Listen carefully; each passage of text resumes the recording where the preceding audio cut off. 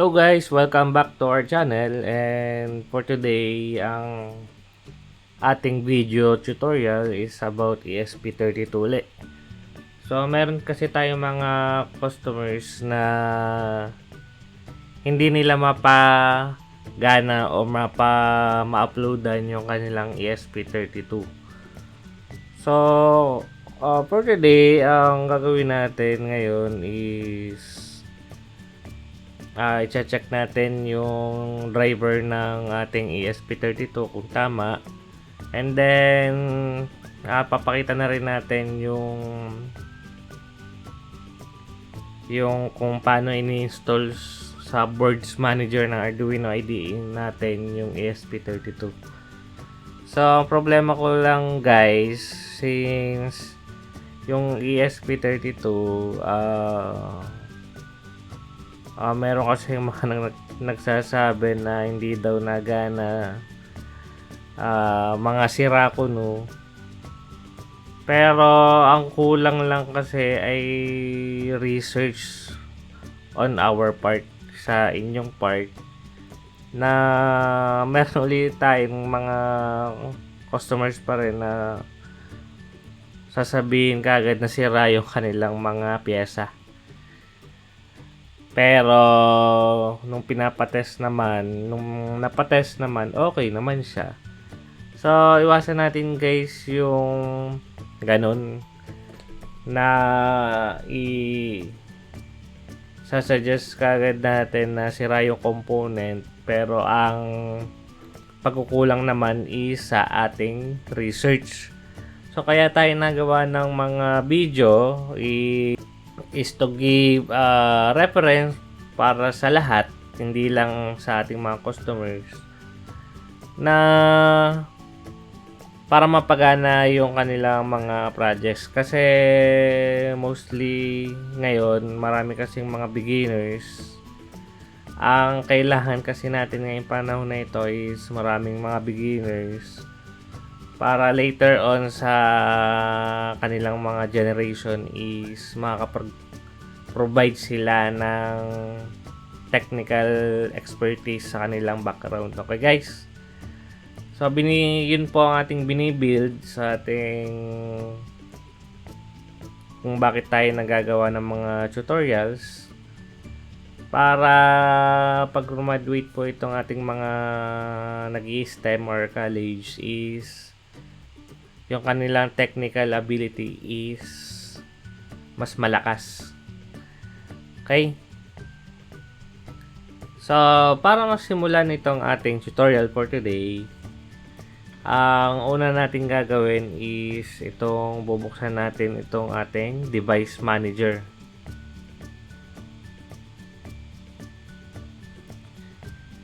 So, punta lang tayo dito sa Portscom and LPT. Yung driver kasi ng aking ESP32 is naka-install na. Pero try natin hugutin itong ating ESP32. Kung makikita nyo na wala yung ports. Kapag sinaksak natin, diba, umilaw yung ating ESP32. Ito na yung kanyang nade-detect kapag nakapag-install kayo ng proper driver para sa kanya. So yan o, CP210X. So para mahanap yung ang ating driver para dito sa ESP32, I suggest na dito nyo na lang kunin sa pololu.com.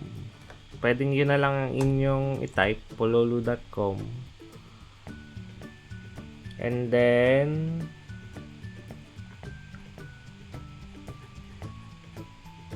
mayroon pala. Pwede tayo dito sa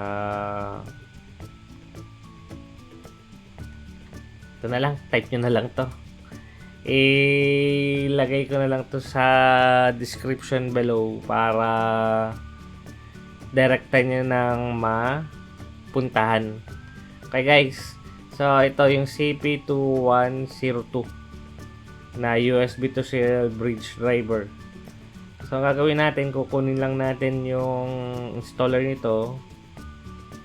Yan, download CP2102 drivers for Windows.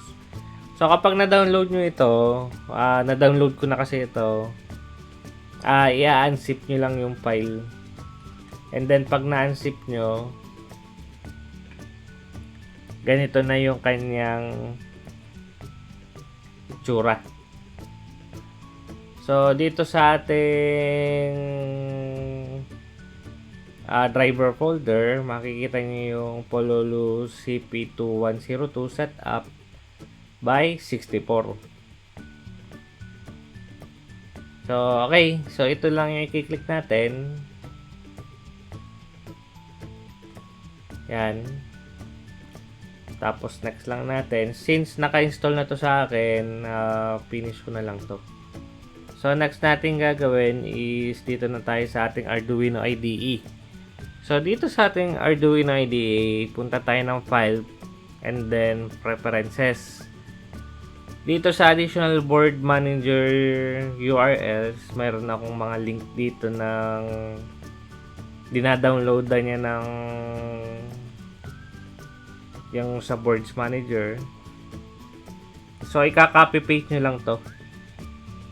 Maglalagay ako ng nitong mga ika-copy paste nyo dun sa description natin. So, search nyo na lang sa description, then i-paste nyo dito. And then, okay na tayo.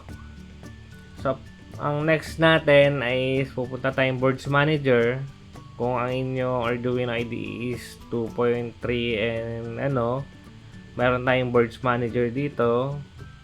Pero pwede nyo ring dito puntahan sa Tools and then Board and then Boards Manager. So, ayan. So, tatype tayo ng ESP32 and then hanapin natin itong ESP32 by Espressif. Okay. Ito, naka-install na to sa akin and ang gagawin nyo lang naman i-install itong ESP32 by Espressif para ma-install yung boards ng ESP32 sa ating Arduino IDE. So, okay. So, once na na-install nyo, medyo matagal kasi ito mga 15 minutes, ganun. Ngayon, pag na-install nyo na yan, pag in-access nyo itong tools,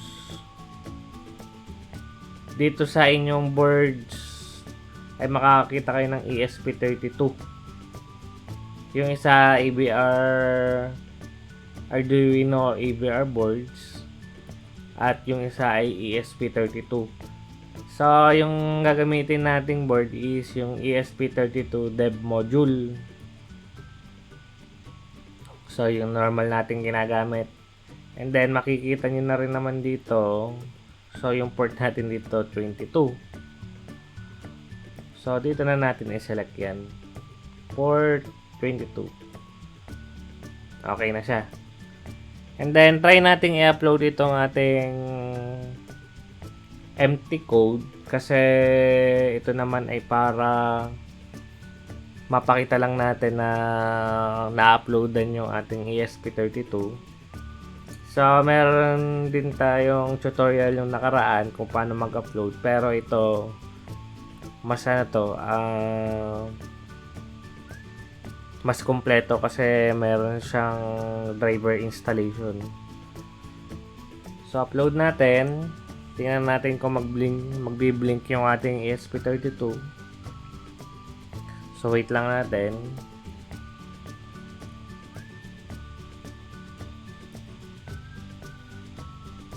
Okay.